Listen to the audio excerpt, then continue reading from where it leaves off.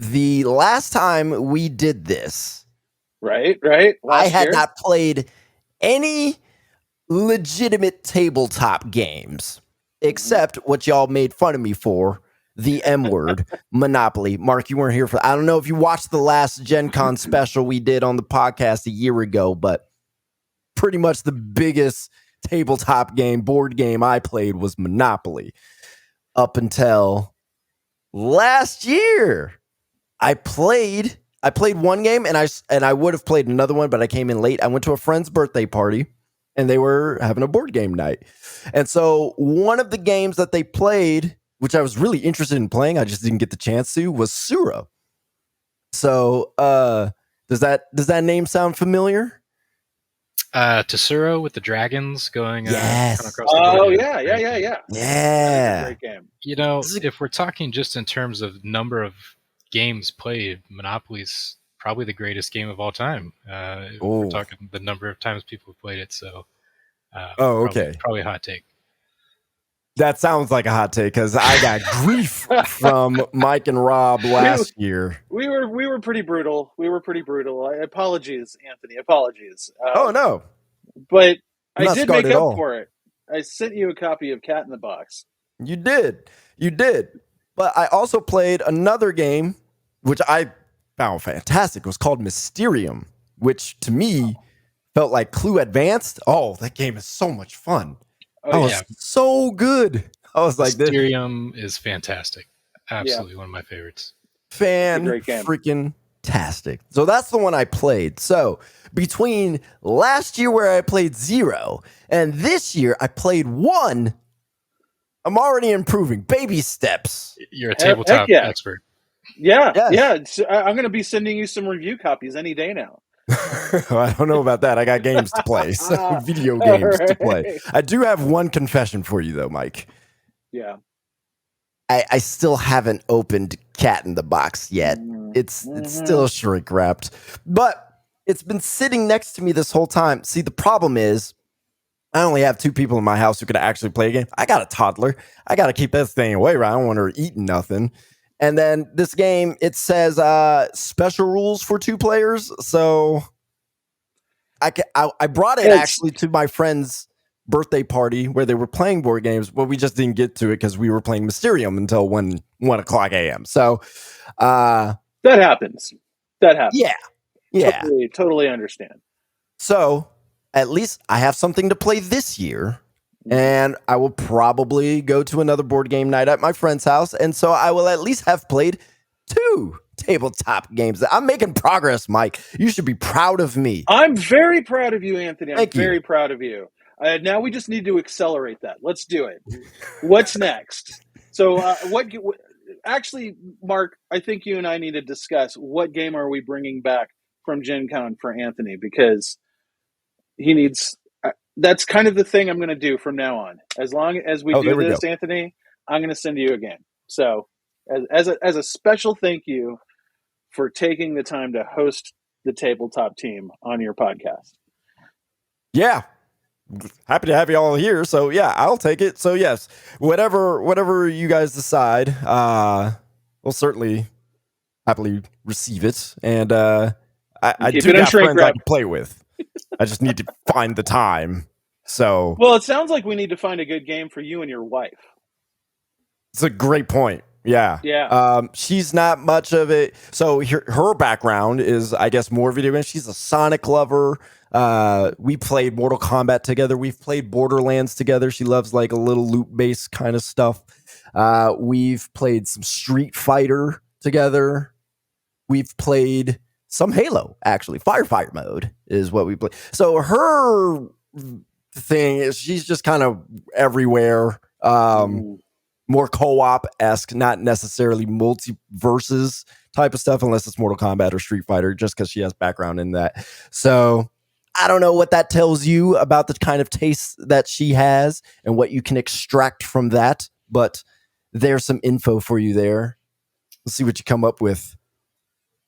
Mike, it sounds like maybe the new Unmatched set might be in Anthony and his wife's future.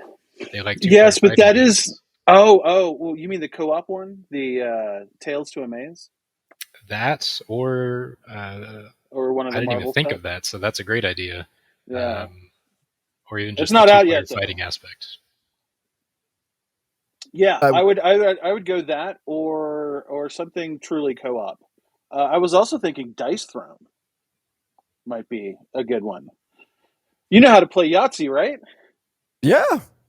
Dice Throne is basically Yahtzee, but you're playing superhero characters. Your dice are triggering off abilities on your board, and you have cards, your own special deck of cards to augment that. Super easy, super fun, and it's basically Yahtzee turbocharged. Okay. That sounds interesting. I'm not much of a tabletop player, although I have enjoyed what I have played, but I am excited to see how much tabletop is growing. It is getting past the niche kind of feel that it has, and it seems like I wouldn't say it's necessarily mass market in that way yet, but it is certainly becoming more pervasive with the general public, at least a little bit more. And that's really cool to see because, I mean, board games are cool. So I would actually go further than that. I think the tabletop market is transitioning into the mainstream right now. We're seeing the beginnings of it. And I actually think one of the releases we're going to talk about in a little while is going to contribute a lot to that.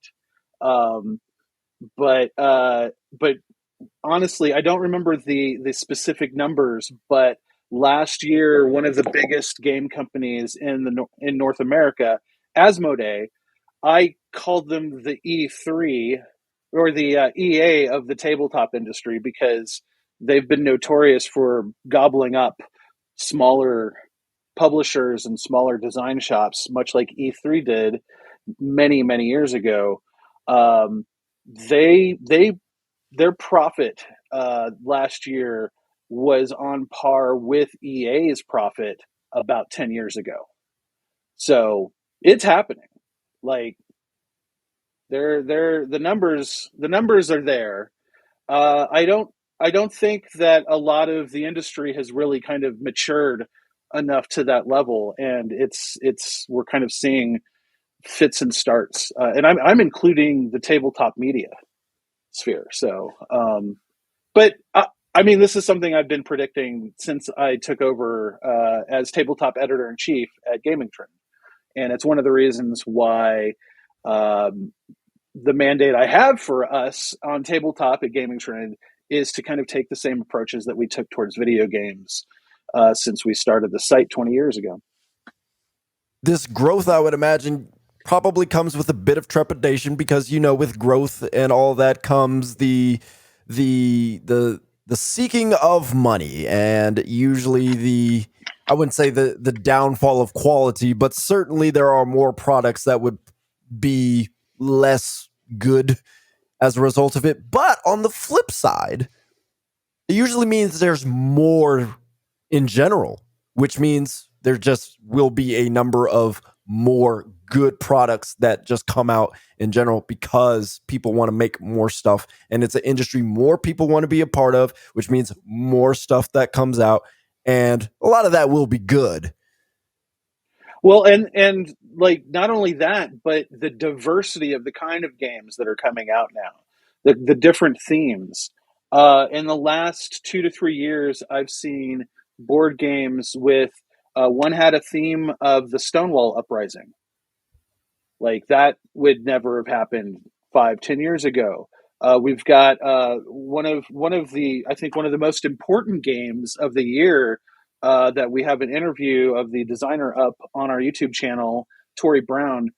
She designed a game called Votes for Women, and the theme is basically a historical conflict resolution game about the suffragette movement, and it's very educational, and it really kind of teases out the history and a lot of the stuff that I've never even heard of.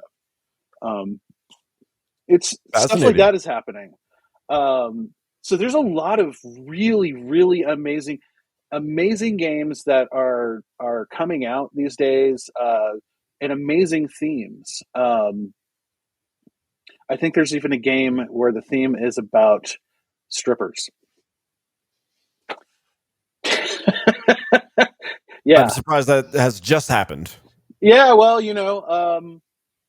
that's a good point. Yeah, I'm surprised it took this long to make something like that. Yeah. So yeah, I'd be lying if I said I wasn't curious about that one. But it is designed from the point of view of someone who actually worked in that industry. And so I think it's like a Euro style game. It's just the backdrop is strippers. There you go. So there probably isn't even any nudity in it. It may not be. We've come a long way from the Lords of Waterdeep. Little curvy meeples. I don't know. If there's one thing that tabletop enthusiasts love more than anything else in board games, it's custom meeples. So yeah, I think that'll be a big hit, big seller. That metal coins, though. I think, yeah. Oh God, so I'm resisting the urge to just tell joke after joke about that game. I'm not going to do it. I don't know enough about it, and I don't want to insult anyone's hard work. So I'm going to step away. All right. Well, with that said, let us do as we customarily do on this podcast now. Let us spin our wheel of segments.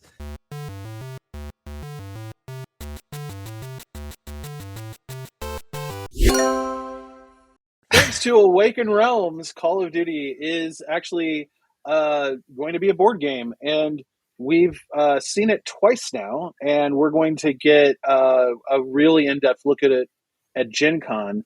But we do have a kind of overview video, I think, yep, there it is, of the game from Origins. And Robert Geistlinger, who's the head of Arcane Wonders, the company that's producing this game, he gave us a little run through of some of that. So I highly recommend checking that video out.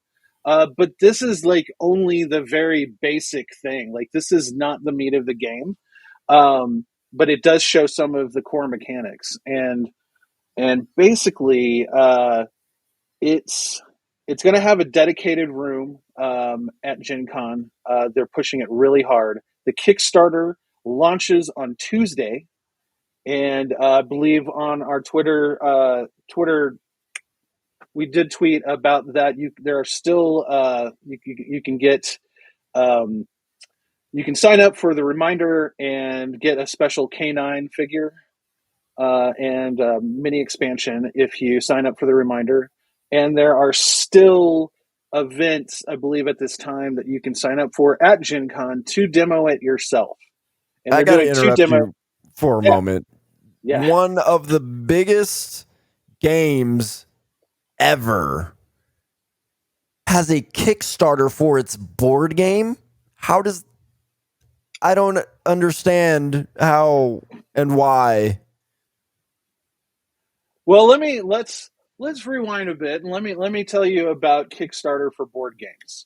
Kickstarter for board games is a little different than Kickstarter for video games.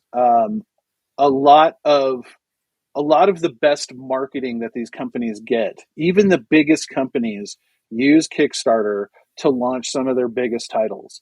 And it's not about whether they can finish making the game or not, or trying to scrape up the money to print it up.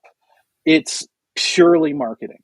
And I need to see a page, because I mean, I can look it up right now, but yeah, is because when I think Kickstarter, I think you're raising money because you need it. Right. These guys don't need it. No, as a matter of fact, the fact that it's become more of a marketing tool is starting to catch the notice of like organizations like the FTC. So that may not be happening. Also, there's some other like there's GameFound and BackerKit, which both started out as supplementing Kickstarter to help like distribute rewards and stuff. They have now ramped up their own crowdfunding platforms, and so they are all competing and it is almost all about tabletop. And a lot of these, a lot of it is also because some of these versions of the games, like the high-end Kickstarter versions with all of the miniatures and like the Sundrop wash on the miniatures and the metal coins and all of the special components, like those aren't necessarily like absolutely necessary for the game. You can do all that with cardboard and even standees and just regular dice for the most part. But a lot of tabletop gamers love that deluxe treatment, and they will spend lots of money. Like these Kickstarters go into the millions of dollars. A lot of them, especially for the bigger companies. I haven't seen the page for this one yet, but based off similar titles that I've seen on Kickstarter in the past, I wouldn't be surprised if an all-in pledge for this is in the like $400 to $500 range. It's like, I would say, pretty average for this size of a game. And like Mike said, people have no problem paying that when they get the kind of blinged out pieces and extra miniatures and the metal coins and all those things that aren't really necessary. And your average like retail shopper at a brick and mortar store probably isn't going to want to drop $400 on a board game, but with Kickstarter, it's pretty common. Let's talk about the board game itself. What is this? What are we seeing? What's some of the mechanics? Why are you interested in checking it out? Besides the fact that it's Call of Duty. Yeah, well, I'm interested. I'm definitely interested in seeing how they translate the Call of Duty experience to the table. I like years and years ago, before David came on board, I was the guy that went and reviewed all the Call of Duty games. So I've got a lot of. I still remember a lot of that. I haven't totally forgotten all of it. It's been a while, but also I'm very intrigued. It does incorporate things like loadouts. You get to play some certain characters from the series. It's not just from one specific installment. It is primarily like the more popular installments, like the Modern Warfare installments and that sort of thing, Ghosts. But you also, like, what he's showing off here is kind of like a 1v1 skirmish. They do, as you can see, they translate some of the popular maps from the actual game onto the board, and you're basically, each player is basically pulling off their turn behind a screen, and you don't really show each other what you're doing until you're in line of sight. That's most of what I remember. There's a lot of dice throwing. There's a lot of like upgrading your gear and changing out your weapons and that sort of thing. It looks really interesting, and I'm super interested to see how it plays with more than 2 players. I think that all the demos are going to be up to 4 players, and I'm really interested to see what the advanced stuff is, because usually the advanced version of a game is the proper version of a tabletop game, and that's where all of the good meaty stuff is going to come in. What about you, Mark? What are you looking forward to this one? I know I wrangled you into this one. We're going to demo it together. So when you told me we were going to demo this, I'm kind of with Anthony. I was really skeptical of how Call of Duty is going to translate to the tabletop. I'm a casual Call of Duty fan. I've played Modern Warfare 2, but I'm not super into it. And I don't know how you take that feel and put it on the tabletop. But I watched some gameplay footage earlier, and it had me pretty intrigued for how they're pulling it off. The kind of hidden tactical movement planning, and then you execute it and see if you're in line of sight, I think is really well done.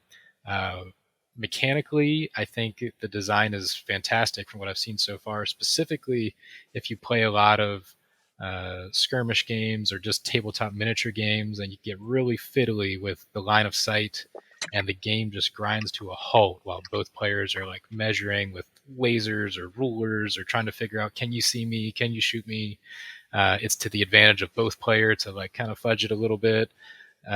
This one just gets rid of all of that, and a game we actually mentioned at the beginning, Unmatched, has a really smart line of sight system with really there's no arguing about it. It's super clear. If you're in the same color zone, you're in line of sight. And this game does the same thing except with colored lines. I didn't realize that. Okay. If I'm on a red line and you're on a red line, we can see each other in fight. So it just keeps the gameplay flowing, really fast combat, which you need for a Call of Duty board game if you're going to try and do that. The other thing I really liked is the dice that you can kind of see in the video here. There's different colored dice that do different things, whether you're trying to go more defensive or more aggressive or make your weapon do more damage. You get to choose whatever mix of 7 dice you want to roll in your attack. So you could go all aggressive, you could go all defensive, and it really simulates, when you're playing the video game and you come up on a player, you're making that decision. How am I going to engage this player? Am I going to, try and, use cover? Am I going to go to the ground? Am I going to sprint right at him? All those things that are fun in the video game when it's really fast action. I think they're doing a really great effort at trying to put that on the tabletop. Now, we'll see when we check it out, but right. I'm way more interested now than I was when you first mentioned it to me. I'm actually more interested based on what you just said. Yeah. Great. Same. Yeah. It strangely sounds more tactical than actual Call of Duty. It sounds more like, I don't know, I guess more fast-paced Rainbow Six Siege or something, but there's a board game for that too. Is there a board game for Rainbow Six Siege? Maybe. Yes. I think it is. Oh my. Pretty sure. Siege specifically? Or just Rainbow Six? There's a Rainbow Six Siege board game in production, yes. Wow. That's what it is. Yeah, I knew that was happening. Okay. So. Wow. Okay. We'll see that one eventually. There's a Skyrim board game out now. Skyrim has made it. Yeah, it's made it to every single platform possible. There will be, guarantee it, some like crazy Mario board game. I'm sure there's been plenty of Nintendo's kind of board games. There will be like a very specific, like super promoted Mario board game after all this Mario madness. So the whole video game translation from game to board game, yeah, I imagine that will be a thing as tabletop continues to grow and they want to snatch some of the video game audience with them. Yeah, we're definitely seeing that. You mentioned your wife and you playing Borderlands. There's a Borderlands board game. They're gonna have that at Gen Con. Here I am. Surprisingly, I'm here for that. Surprisingly, as big as Nintendo is, I don't see a lot of Nintendo games. There's a Nintendo Monopoly. There is. Oof. I have that at my job. Yes. I do wonder, Mike, I believe it was you who mentioned it takes from Modern Warfare, Call of Duty does. Does it also combine with Black Ops as well, or is this kind of just strictly Modern Warfare, or does it take from other franchises? I think other stories, I guess. I think it pulls characters from across the franchise. I don't know exactly which ones. Because General Shepard there. Yeah, you've seen we got Ghost and we've got Shepard. And I think those are the only 2 characters I've seen up to this point. But Robert did say that it was not just a specific Call of Duty entry in the series. It's intended to be the entire series. Now, I don't think we're going to see like Call of Duty Infinite, for instance, like the space game, which I kind of liked, but I'm not gonna get on that hill right now. I think that might have been the last one that I reviewed.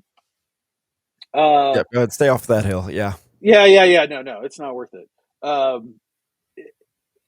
I think we're going to find out a lot. Well, we're definitely going to find out a lot more Tuesday when the Kickstarter launches. And I know the Kickstarter bonus, if you sign up for if you send them your email and sign up for the reminder, then you get the little canine miniature in like character card or whatever. So I believe there was that one entry that featured like a dog companion that they're trying to, dive into the lore with. Um, but yeah, I mean, I believe Robert. I think I bet it's going to be across the entire franchise, and I bet there's going to be a lot of like add-ons and expansions that flesh that out even more for that big all-in pledge that Mark was talking about earlier.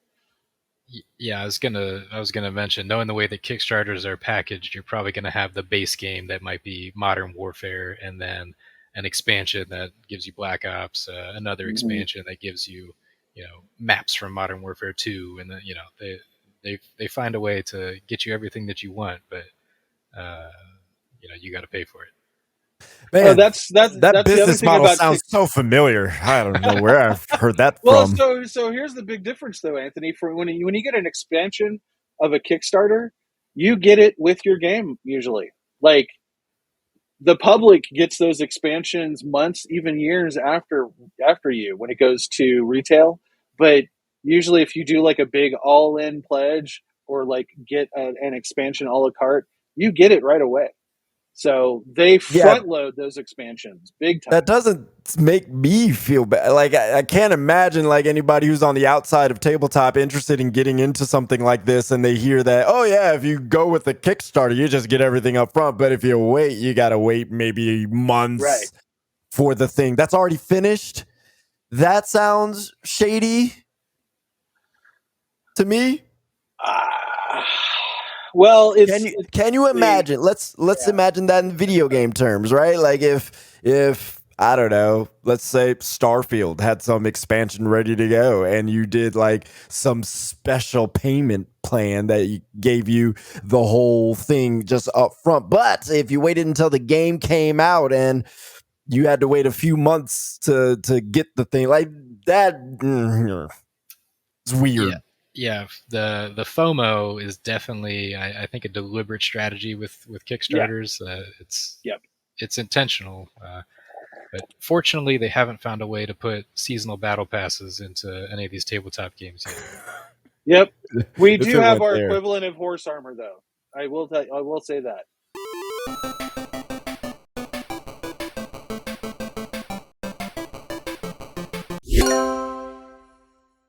This is a really kind of small, light, kind of beginner or family level game that just caught my eye when I was scrolling through, the hundreds of games that are going to be at Gen Con, and you're seeing, some really new and cool stuff, but a lot of it's, hey, that's pretty similar to something I've seen before, even though this is a new spin on it. But Bonsai was just something that, like I said, really jumped out on me. So it's a tile laying game. So for those familiar with tabletop, that immediately know what I mean. But you're going to be acquiring little cardboard tiles and then putting them down on the table, forming a bonsai tree throughout the game.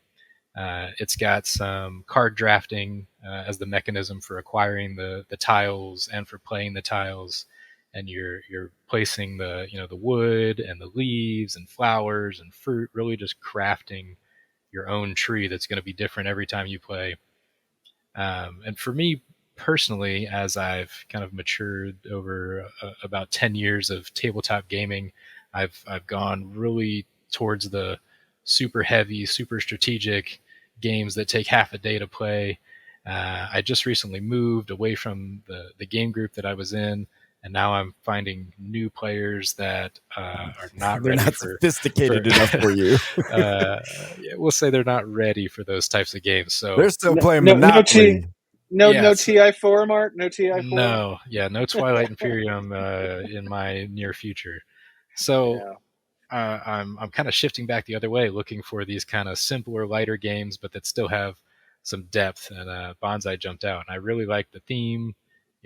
Your actions are either cultivating or meditating.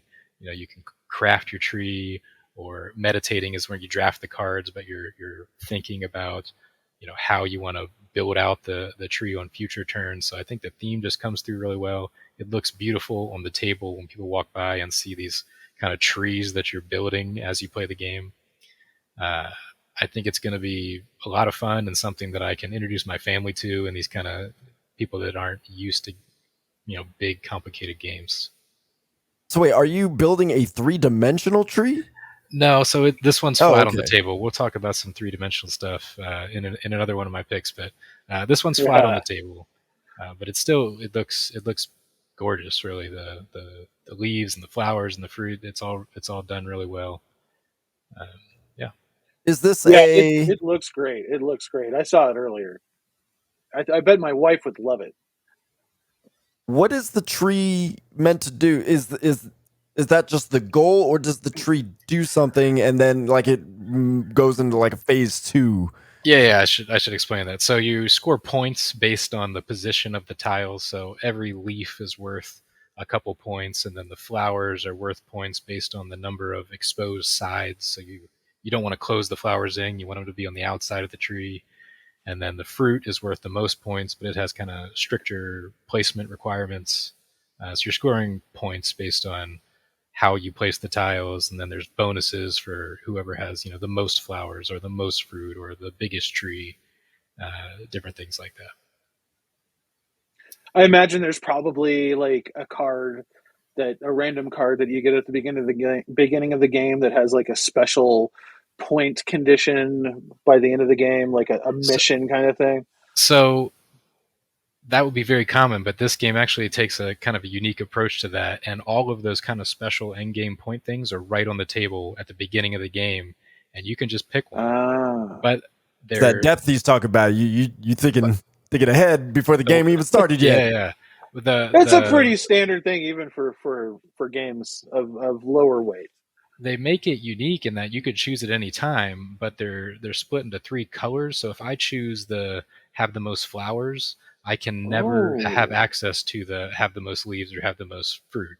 So at the beginning of the game, I could take that tile at the beginning of the game and say, I'm going to go for the most flowers. But you saw me take that, and you could prevent me from doing that the rest of the game. Or that's nice. I invested in that early, and then it doesn't play out, and I wasted one of the point bonus tiles. So it's a little bit of kind of risk reward and how early you want to take that or what strategy you want to go for.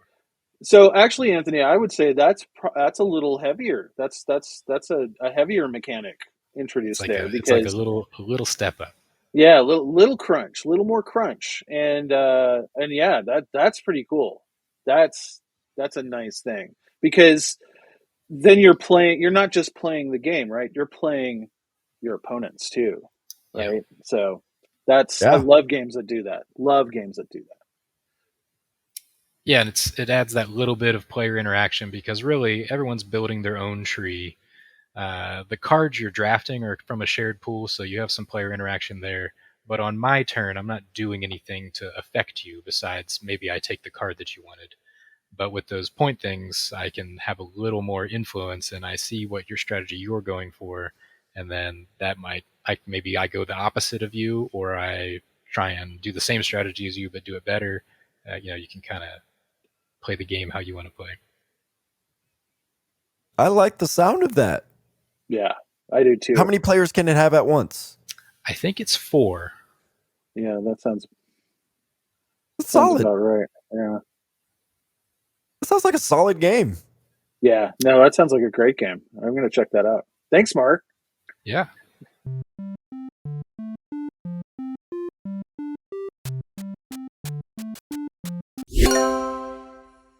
I'm a huge Star Wars fan, so I'm reversed here. So as you can see in the background, I've got a Star Wars board game right behind me. I've got my Millennium Falcon Legos. So I'm one of the probably annoying types of tabletop gamers that thinks you could take any game, put the Star Wars theme on it, and it's better than it was before. So I saw Star Wars. I had to check it out. So this is from Fantasy Flight Games. They are a big name in the card game kind of area of tabletop games. less so in the TCG market, the trading card games. So when you think of like Pokemon or Yu-Gi-Oh or Magic the Gathering, those are like your big TCGs. Fantasy Flight Games has done a kind of different approach and done LCGs, what they call a living card game previously. And it eliminates the whole collection and kind of money factor to an extent that TCGs have, because they release a set and you buy it and it has all the cards from that set. And then you get another expansion that has all the cards. So there's no hunting for the powerful cards. That's the LCG model.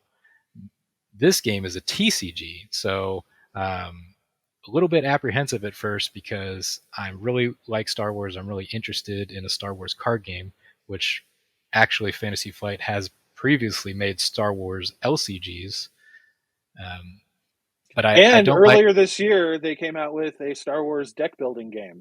So, yes, a two-player deck building game. Yeah. But I don't necessarily like that chase aspect of a TCG where I have to invest in open packs to find the good cards.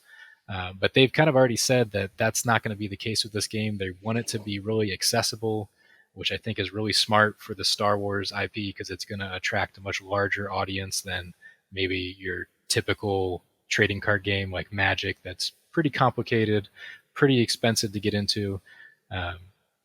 Their approach is for all of the cards to be easy to collect, that it shouldn't cost you a lot of money to get the full set of cards. And those kind of chase or rare cards are going to be cards with like foil designs or custom artwork or things like that. So there's still rare things for people that like to collect things, can chase and show off to their friends. Oh, look at this, Darth Vader with the shiny helmet that I have. But people that just want to play the game, they want to have the cards they need to build a deck, should be able to get the cards that they need. Now, how that actually plays out when you're buying cards, we'll see. But so on the screen right now, you can see the aspect system. So there's 6 different aspects, and that goes into deck building. The 2 that they've really talked about so far are heroes and villains. So, like Darth Vader, clearly a villain, Luke Skywalker, clearly a hero. And that's going to affect the way you build your deck, the way that cards interact with each other. You're going to have locations like the command center here. You're going to have a commander that's goes into how your deck plays. I don't know exactly how all that's going to work together, so that's one of the things that I'm really excited to learn more about. But the other really cool thing about this is it takes all of Star Wars media into account. So it's going to have cards from the movies, other games, video games, books, comics. All of that is open to them to bring in mechanics and cards factions. So it's not just a thing that they're making up just for this game, or they're not just using the canon movie stuff. It's everything Star Wars they can put into this game. So I think that's really cool. And it looks like they've done all new art too, because they do have a lot of other Star Wars licensed games, like Outer Rim, and even like the miniatures games like Legion and X-Wing. Though I think they spun those off independently. Anyway, a lot of those games in the past have used the same art assets. This looks unique to this card system. So very thankful for that, because they were kind of getting kind of a sameness, which is nice in some ways, because they would use some of the same kind of iconography to represent certain like mechanics, but it was making everything kind of look a bit the same. So yeah, well, that's one of the things they specifically mentioned, because they're pooling across all the different types of media, is they created new artwork to kind of make the game cohesive, so that you didn't have, some animated artwork from a cartoon with some live action artwork from the movie with some comic book drawings, and then the game kind of looks like Magic the Gathering, or little jive at the Magic artwork. But you can see the cards here too. Like Fantasy Flight just has so much experience with like card design and all the games that they've made that to me the cards just look so clean and easy to understand, and there's not paragraphs of tiny text that you have to decipher while you're playing the game. So I know with Fantasy Flight they're going to do an outstanding job of the production of the game. I just really want to learn more about how it actually plays. Hey, I'm a fan of the paragraphs because I know when I play Yu-Gi-Oh and I see all that text, I'm like, this is a good card. I need to figure this one out. Yes, I'm okay with figuring out how this card functions. One of the things you brought up was the business model behind it, and how the fact that they're not going to put you on the hunt for specific cards, but instead it's more of the design of the card that they're going to let you get on the hunt for. I feel like that is going to be something that will work. I haven't heard of another TCG that has done that, so this sounds new to me. And I'm sorry, I don't mean to interrupt. Mark, is that the same model that Marvel Champions uses?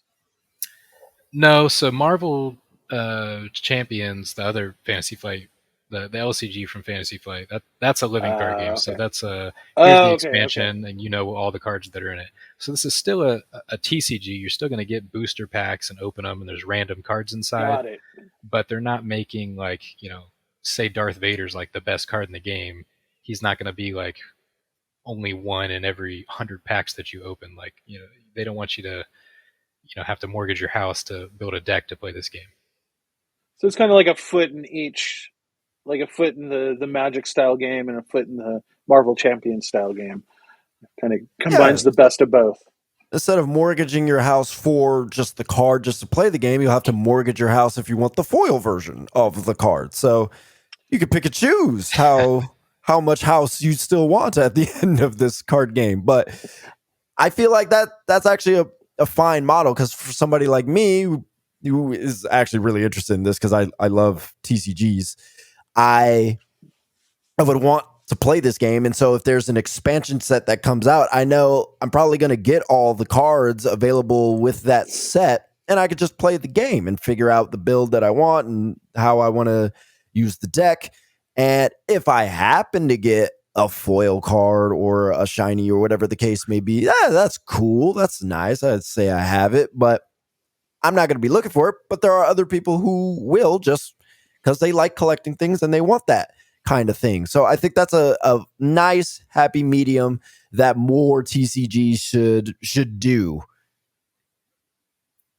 Yeah, for sure. And I feel like Magic the Gathering, it's obviously it's a huge game that tons and tons of people play, but I think it's very hard to get new people into that. I've never played Magic, and I never want to play Magic because it's just so much. I know how much it costs.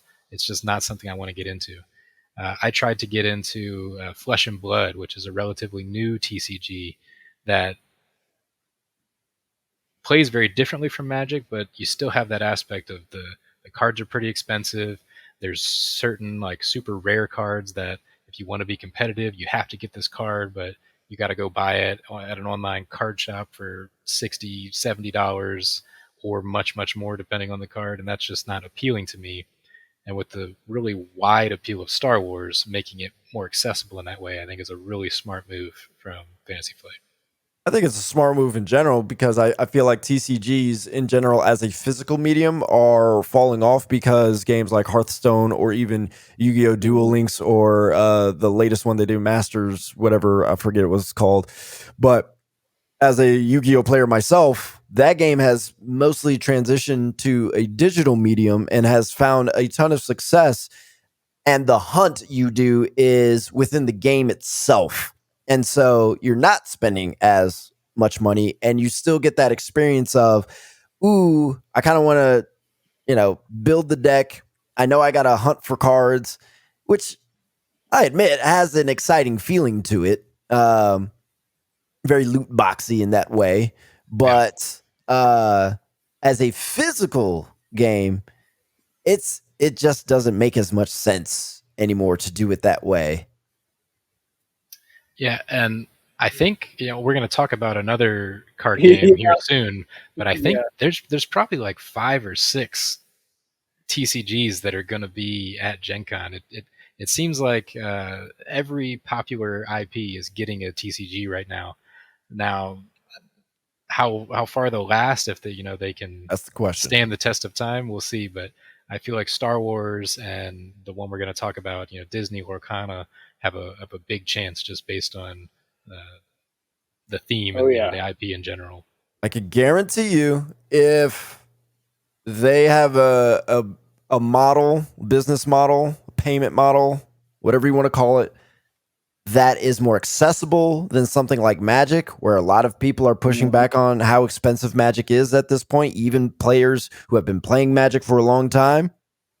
If it is strategic and it has the right kind of depth, people will absolutely move to something cheaper and that rewards them for spending money how they choose to spend their money, which Star Wars Unlimited sounds like it's going in that direction. Mm-hmm. Yeah, with so much lore within the Star Wars universe, and everyone's seen the movies, and looking at this Yoda card right here, like I can play that Yoda card, and in my mind I can picture exactly Yoda and the way he moves and he talks and how the card's going to interact with a stormtrooper and what Yoda would do to that guy. Versus I don't want to keep bashing on Magic, but it's easy. It's easy. So something like a wizard throwing a fireball at a dragon, like it's just not as exciting to me as kind of the magic of Star Wars.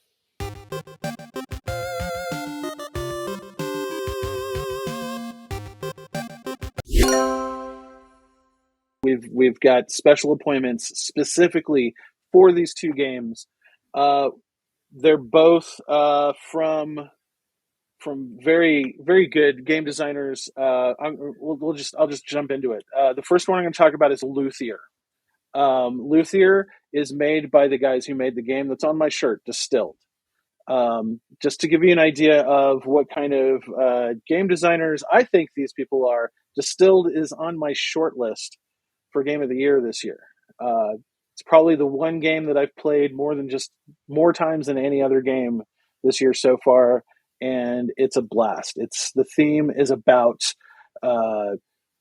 basically making spirits, and like you're making like certain types of vodka or whiskeys and that sort of thing, and it's just has a really interesting card mechanic in terms of how you distill that spirit. We're going to have a review up of that game probably within the next month. So I don't want to get too far into the weeds on that, but their very next game is called Luthier, and it's about making string instruments. So I'm just gonna read from the description on Board Game Geek. Using a unique combination of hidden bidding and worker placement, players manage resources to craft various musical instruments in their workshop. We're talking violins, guitars, pianos, anything with a string. That's what luthiers traditionally were the makers of. Each player chooses how to balance improving skills across multiple tracks, unlocking specialized worker abilities and other bonuses. The choice to concentrate on varying gameplay strategies and goals, such as musical performances. Apparently a musical performance is probably the end point of whatever you create, right? Instrument building and repairs, apprentice training, and workshop expansion. They've told us it's slightly heavier, as in more not just more complex game than Distilled, which intrigues the hell out of me because I love Distilled. It's not very, I wouldn't consider it to be super crunchy, but it is on the crunchier side, and I've managed to get people who aren't usually interested in that kind of game playing that game and enjoying it. So I'm really excited about this one. It looks super cool, and we're going to get one of the first looks of the prototype this next week. And nice. Then the other game that I'm super excited that we're going to get a first look at is called Manifest Destiny. And this is a game by a former Game of the Year award winner and Best of Gen Con award winner, Off the Page Games, co-designed by Jay Cormier. Off the Page Games specializes in games that use independent comic series as their themes. So like our Game of the Year winner, Mind Management, was based on a comic book of the same name. Our Best of Gen Con award winner, and I think was one of the ones that we talked about in the podcast last year, was Harrow County, which is also based on an excellent comic book. And the one thing, like every time Jay tells me about a new game that they're working on, I'm on Amazon ordering the comic, because the comics themselves are amazing. And Manifest Destiny, the comic book, is about the Lewis and Clark expedition of history. Only it's a little twisted. They basically go through scenarios where they encounter like cryptids and strange creatures in the unexplored wilds of America back in the day. And that's basically what Manifest Destiny, the game, really hones in on. It's a cooperative game that has you taking turns exploring, which is the whole point of the Lewis and Clark expedition, right? Using logic to deduce where things are that you need to complete missions or vanquish the creature in that scenario. The game will come in chapters, with each chapter representing brand new components and ideas for you to solve. One level has you searching for the hive mind of a giant sentient plant, while another has you using deduction to make insecticide before the giant insects lay their eggs inside of you. I haven't actually read this comic yet. I've ordered them, and I'm going to be reading them on the trip. Nice. But I've paged through it. It looks great. The artwork looks great, and I also did actually get a chance to play test this game already, because Jay reached out to me last month to run a play test virtually, and it played really cool. Like it looks like something that you could play solo or with another person. And as a matter of fact, I think the playtest I did was a solo game. He was just guiding me through it, and it was fun. It was fun. It was in a very, very basic form. I'm curious to see how it differs from the virtual version that he showed me last month. But we're getting some special time with that, and we're going to get to look at the final production copy of Harrow County, which should be shipping out to backers soon. So, yeah, excited about both of those. Real stoked. Don't be surprised if you hear about both of those from Gaming Trend again, especially right after Gen Con. I would expect nothing less. Yes, considering indeed. You're checking those out. Yep. Yeah, that sounds awesome. I love alternate history with adding in supernatural elements, like cryptids and things like that. So I definitely want to check that one out.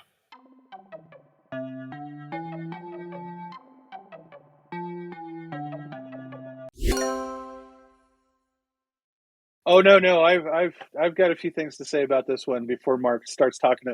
Mark, I'll let you talk mechanics. I'm going to talk about the hype, because there's a lot of it. Okay. The reason why it's not leaning into a specific IP is because it's leaning into all of them. This is a Disney fan's dream right here. It's going to incorporate all the classic Disney movies and properties. The hype around this is substantial, and that's an understatement. We saw this from a distance at Gamma Expo and at Origins, and I say from a distance because there were crowds around the tables at all times. We couldn't squeeze in. We did get a little kind of glimpse at some of the cards, got to pick up some of the cards. They're gorgeous. The design is gorgeous. The game is designed by Ravensburger, which is one of the big. They pretty much make most of the big Disney themed board games. Villainous being probably their biggest property in that regard. But every event sold out in seconds around this game. Every demo event, their booth is going to be right at the front of the exhibit hall, and I've seen people talking about how they're worried that the lines coming out of the booth are going to be preventing other people from hitting other booths. There's also a strange scandal kind of arising from this game, in that a Upper Deck is suing Ravensburger and Disney, claiming that a designer that was working under contract for them took those ideas to Ravensburger and incorporated them into this game. It's like they're even putting limits. This is their big launch. They're putting limits on how many of certain things you can purchase at their booth. They're probably going to sell out. I would imagine they're allocating a certain amount of units of everything each day. They're probably going to sell out within a half hour each day, if I understand it. Yeah, they're pushing this. The scalpers are drooling. They're just drooling. Yeah, no, the hype around this game is insane. It is basically probably the first real potential contender to dethrone Magic the Gathering as a big name in card games. The appeal is cross-generational. It's parents want to play this with their kids. It's designed to be very accessible. You can even go download an app for your phone right now that is a companion app to the game, and it lists every card in the first season, and you can look at the art and look at the abilities, and it's just, this is the big behemoth of Gen Con this year. Mark, wow. What did you tell us what you know about it? Because I know more about that side of things. I'm sure you've looked into the mechanics a bit more. So only a little bit. They're, like you said, this is kind of the big launch, so they've teased kind of a little bit how it plays. I think it is, like you said, more accessible, or it's a little bit lighter, and it's kind of themed around colors, and I think you're trying to like paint all the colors of the wind. Yeah, the cards in some way, and that factors into how you score points. I think there was some aspect to it that kind of reminded me of Keyforge in a certain a certain aspect, which is kind of a now dead but maybe being revived LCG that I won't get into. But like Mike said, the Disney IP obviously consumes even Star Wars, which is owned by Disney, so this has even wider appeal. Mechanically, the people who love Disney are going nuts about this game. Nuts. It's like half of every conversation I see about Gen Con online at this point. Yeah, it's crazy. Look at that Maleficent card. It looks fantastic. Yeah, so they're going to have booster packs, starter decks, deck box, card sleeve packs, play mats. There's even the 10-page portfolio. Like, they've had this thing baked for a while, and they've just been building up the hype and refining all of the marketing and packaging and everything about it for probably 9 months at this point, at least, if not longer. It's been hyped for a while. Yeah, I'm looking at some of the packaging on my other screen here, and similar to what I said with Star Wars, with this kind of more accessible IP and trying to make it more accessible to a wider audience, they have pre-made starter decks, so you can buy this starter deck and immediately start playing. I know a lot of people are intimidated by the whole deck building aspect of TCGs. So if you want to just play the game, you don't have to engage with the deck building aspect at all if that doesn't appeal to you. And they've got these starter decks separated into colors, which go into how the deck works together. So similar to Magic, and you might have your different. I'm playing a blue deck or a red deck in Magic. They've kind of taken that and put that into Lorcana as well. But that aspect of I want to try this game out. I don't know if I like it. I can just buy this starter box that has a deck and we can play right now. Is really cool. Yeah, I didn't know that was an uncommon thing. I thought most TCGs do that. We're getting a full demo of this. We're scheduled to finally get our hands on with this. We're going to also be able to, I believe, interview either the artist or one of the designers. There's also something special planned. They're throwing a big party too. Like this is like a proper E3 game launch is really what it reminds me of. It's pretty nuts. Yeah, and I think we've really seen in the last year or two a big rise in these Disney themed games that are like serious games. I think maybe a couple years ago, maybe a Disney game would come out and serious gamers would look at it and go, well, that's a kid's game or that's not a real game. But this is a pretty serious game.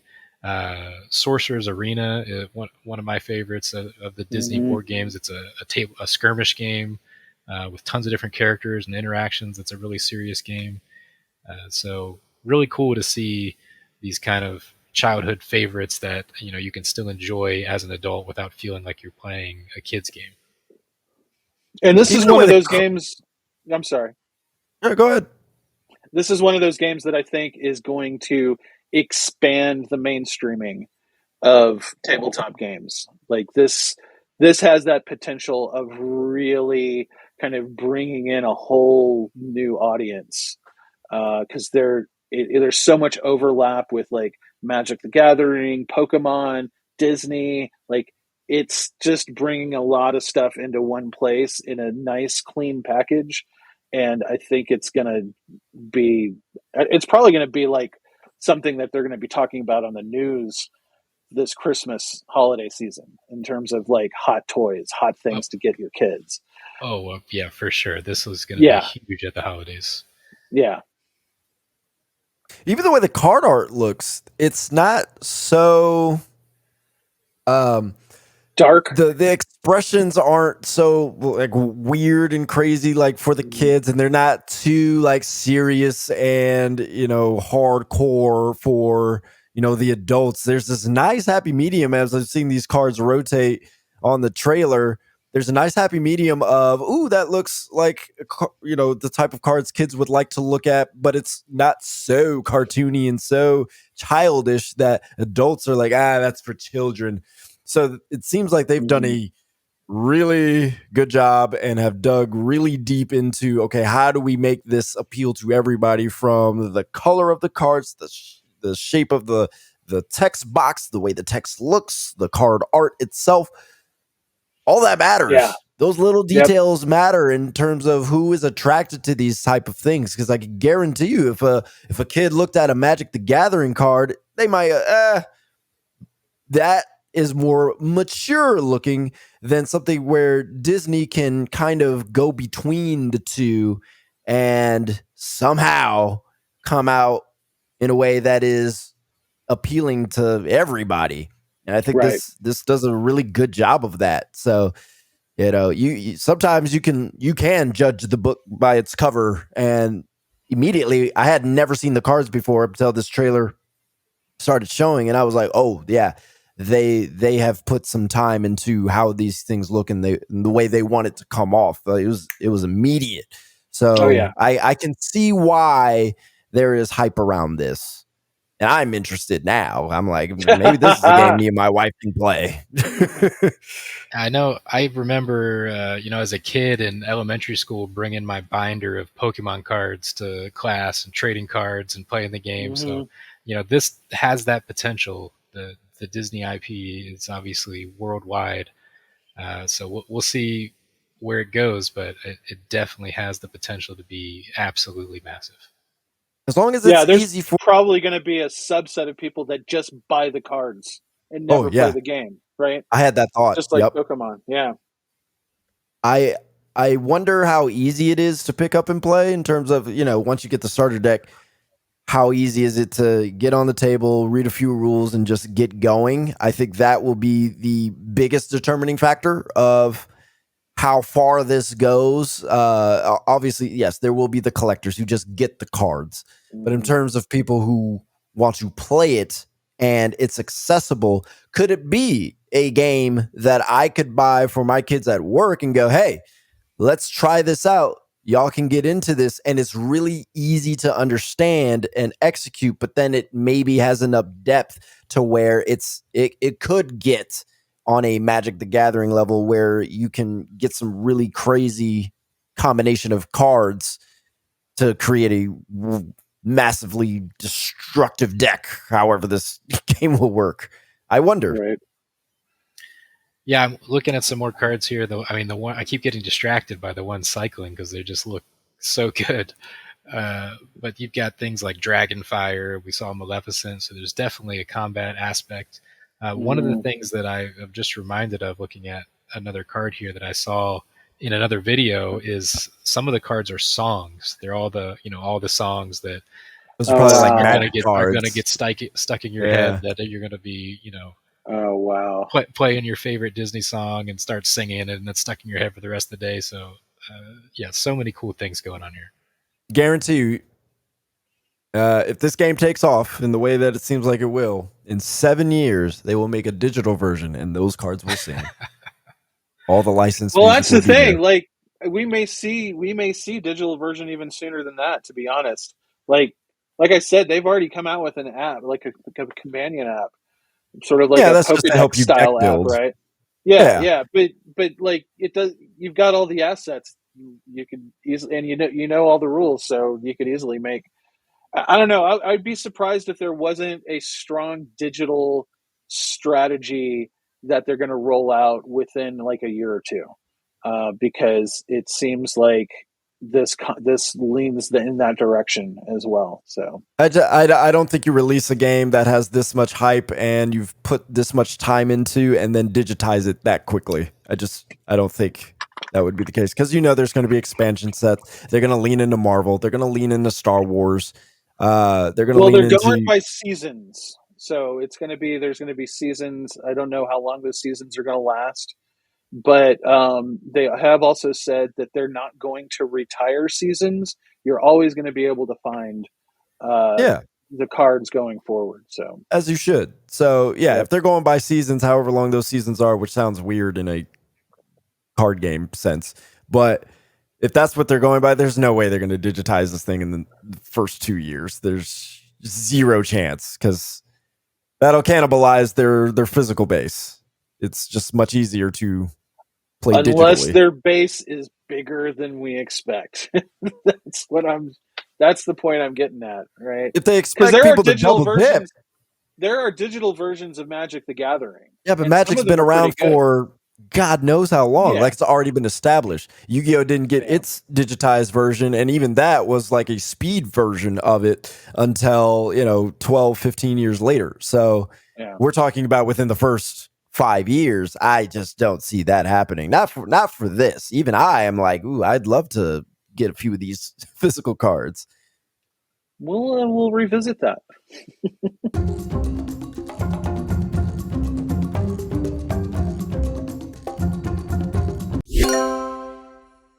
Yeah, so this is another one. I'd never heard of this game until yesterday when I was scrolling through, the big list of all the games coming. And then looking more into it, I saw that I'd actually seen the previous game to this on Kickstarter and didn't back it. But so Life of Amazonia, it's from Bad Comet. And their kind of whole thing, and this is their second game of the series, is these meeples that they're just like the real animals. So they've got custom meeples that look like all the animals that you're going to encounter, while crafting your jungle here. They're all screen printed. Like, I just want to play with this. I don't even care what the game is. I just want to play with the meeples. Like, look at these coming out on the screen. Yeah. So kind of similar to Bonsai, it's a tile laying game, which is just a mechanic that I really enjoy, where we're all sitting around the table. We're going to have this experience, but the table is empty. And then at the end of the game, we've all created something that's going to be unique every time you play. And that whole idea is just fun. You make the game as you go, and then you score points, based on how you made your particular thing. So in this one, every player is making their own, Amazon rainforest or jungle, and you're trying to, pair different types of animals together based on these cards, to score points. Man, Mark, you could have done the voiceover for this video. That was good. I've been looking at it. I've been looking at it a lot. So one of the things I wanted to talk about, and we kind of alluded to this earlier, is with tabletop kind of exploding, we're seeing this like much wider range of themes in games. So, like you mentioned luthier earlier about crafting stringed instruments. Like, that's crazy to think that there'd be a board game about that just a couple years ago, when everything was kind of your traditional fantasy or stuffy monks and Vikings and, kind of the standard stuff that we've had forever. And then 2019, Egyptian. Oh yeah, that's Egyptians. a good one. Yeah. 2019, you had Wingspan just kind of exploded in the tabletop world and has been massively popular. And since then, we've seen a lot of these kind of nature and animal themed games. Another huge one a couple years ago, Ark Nova, which is a favorite of mine, which is about conservation at zoos. And it's got a lot of really kind of tight card interaction, and you're building a zoo in front of you. So, and this kind of iterates on that, but you're building a jungle. That whole theme of just the animals and nature is really appealing to me. And this game specifically tries to teach you about conservation in the rainforest, which is, a legitimate issue going on right now. So anything where you can have a fun time and then also maybe have a conversation about, maybe how tabletop games might be affecting conservation efforts. Though this company has laid out certain manufacturers and steps they're taking to support conservation efforts, which is good to see in a game that's about conservation. Right. But yeah, just I don't know how anybody can walk past this game at Gen Con and not, stop and go, what was that? I have to see more about this with the 3D waterfall and all the meeples and the 3D trees. It's just probably the most gorgeous game of any that I looked at on the list. You summed it up pretty nicely. It looks fantastic. I love the concept. Absolutely. Oh, looking at my notes here. So the other thing I wanted to mention, so obviously we've got tile placement here, but the way that you are kind of drafting the animals that you get to place, or the trees or the tiles, is bag building, which is another kind of really popular mechanic. Probably the biggest game in the genre is Quacks of Quedlinburg, which anybody that plays modern board games has heard of or played. It's just absolutely phenomenal game and super widespread. So taking that mechanic combined with tile laying, which is also a super popular mechanic, and making those both work together here is just, I'm really excited to try it out, play it. This is a Kickstarter game that I think they're just going to be demoing at Gen Con. I don't think it's ready yet, so there's probably going to be like a pre-production copy that they're showing off, but really hoping we can get some time to check it out. Yeah, totally. I totally 100% agree. And yeah, you were talking about Ark Nova earlier. Ark Nova was one of our Game of the Year winners last year as well. And I'll be honest, the expansion that's coming out for Ark Nova soon that adds aquariums would have been on this list if I think they slipped. They were supposed to show it off at Gen Con and maybe even have it for sale, but I don't think it's going to be ready until Essen. So yeah, it did make the cut. But this looks great. This looks fantastic. Agreed. Okay. Well, the wheel is empty, but Mike, you had one more thing you wanted to bring up. Yeah, actually, really quick, I do want to mention. Yeah, I'm going to bring that up, but I do want to say be on the lookout for this next week on social media. We're going to be giving out some awards to some of our favorite things that we see at Gen Con this year. We do this every year, and we'll have an article up, but this is what the actual award looks like. It's all nice and shiny and fun like that. So Yes, be on the lookout great. for that. And if you're at the convention hall, obviously you'll get to see that hanging up in the booths as the convention goes on. But there is a special thing that I'm doing not only as a representative of Gaming Trend, but also as a representative of a new initiative that I've been kind of spearheading called the Ethics in Tabletop Media Initiative, or ETME. You can find out what that's all about at etme.org. But basically, there's a lot of things in the tabletop industry that have been kind of converging. It's another part of this maturation of the industry, and an indicator of how tabletop media in particular hasn't matured with the industry. And there's been a lot of ethics questions. There's been some scandals. There's been, about 2 or 3 weeks ago, the FTC even came out with new guidelines for people who review products like games, that they're going to start making sure that publishers and media adhere to. And that's the focus of the panel that I'm going to be on Thursday at noon. It's going to be at the Gen Con TV stage. I will be there with a couple of members of the Gamma board, as well as a high up person from Asmodee, which is a huge game company that we talked about earlier. They own Fantasy Flight and a few of these other companies. But it's a really big, important issue. And like the whole reason why I formed this initiative is because I've seen I saw what happened, 10 plus years ago with Gamergate, and how the idea of ethics in gaming journalism impacted the trust level in our readers, in publishers, in the people that work together in this industry. I've seen a lot of parallels, and it's got me like kind of PTSD'd out, right? So, because that was not a very pleasant experience. So this is me getting a little proactive and trying to get media people on board, publishers, and then just restore some faith with our readers and viewers that consume our content. So I'm going to be talking about. Are we talking about things like conflict of interest issues? Absolutely, disclosures, everything. Things that would make us distrust what we read on the internet when it comes to tabletop coverage. Exactly. Okay. Like, there's like a group of people based on like overwhelming positive coverage of certain games that will just think that that reviewer was paid to come up with a good review. And unfortunately, there are reviewers out there that do that. And a lot of those reviewers don't even know that they're doing something wrong. And so this is about getting people on the same page. And more importantly, it's going to have a bigger impact now that the FTC, that the government has gotten involved.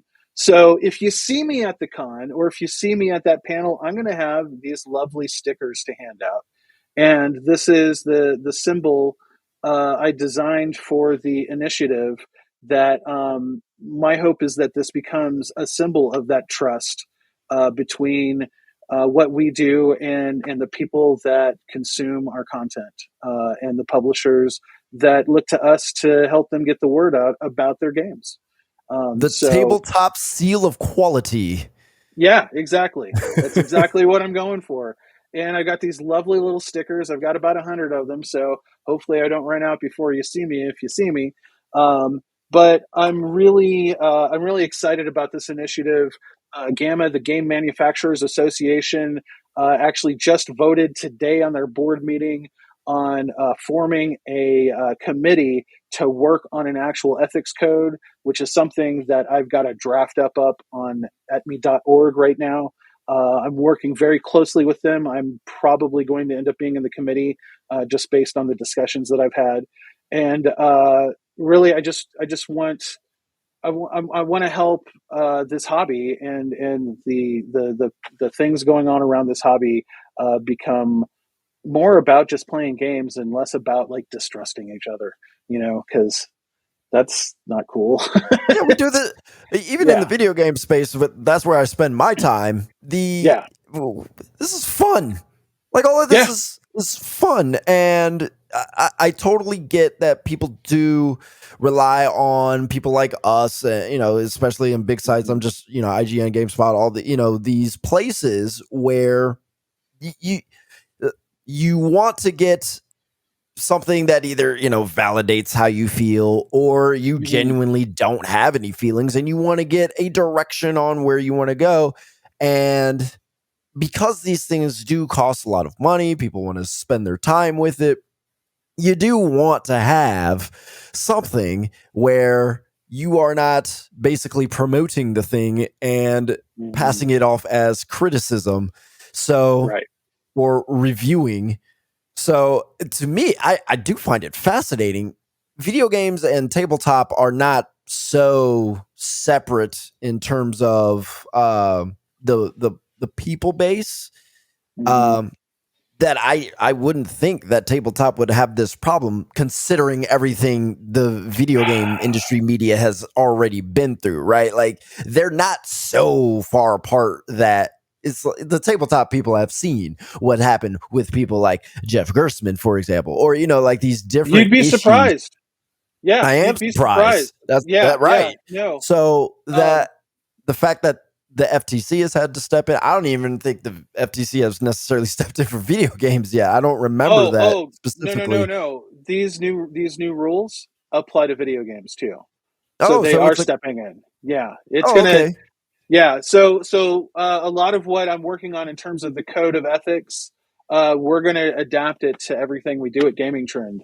And we're already starting to make a few changes. You'll note on our reviews that you do see a disclaimer that says that most of the products that we review have been provided to us. That's an important disclosure that a lot of people forget to do, and it's easy to forget, right? But like, there's going to be fines handed out for this stuff going forward, and it's about to get real serious. And it had already kind of come to a head in the tabletop industry, and everybody I've talked to about getting involved in this, and I've talked to other media folks, I've talked to publishers, I've talked to CEOs of big companies.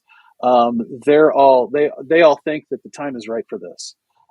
So I feel like it's a sign that we're kind of ready to kind of police ourselves a little bit and make sure that we're all on the same page about simple things like, what's the difference between a review and a preview? Like that's a muddy thing in the tabletop world. What's the difference between a review and an opinion piece? Yeah, exactly. Or an impressions piece. Yeah.